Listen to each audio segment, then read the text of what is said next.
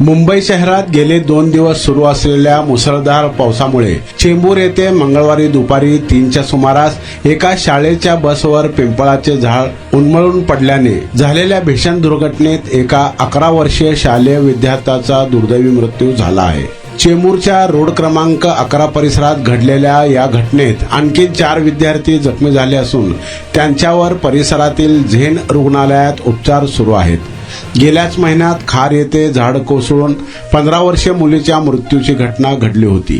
Universal हायस्कूलच्या विद्यार्थ्यांना घेऊन जाणाऱ्या मेक फोर्स कंपनीच्या MH03 CV 7439 या बसवर पिंपळाचे झाड कोसळले।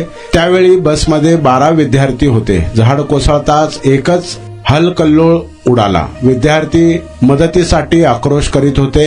मुलांचे विव्हळणे ऐकून परिसरातील नागरिकांनी तातडीने धाव घेतली। बसचा वाहक आणि नागरिकांनी काचा फोडून आणि दरवाजे उघडून 12 विद्यार्थ्यांना सुरक्षितपणे बाहेर काढले। 4 विद्यार्थ्यांना दुखापत झाली होती। त्यानंतर अग्निशामक दलाने विशेष उपकरणांच्या साहाय्याने झाड हटवून बस पूर्णपणे मोकळी केली, अशी माहिती पालिकेच्या आपत्ती व्यवस्थापन विभागाने दिली आहे।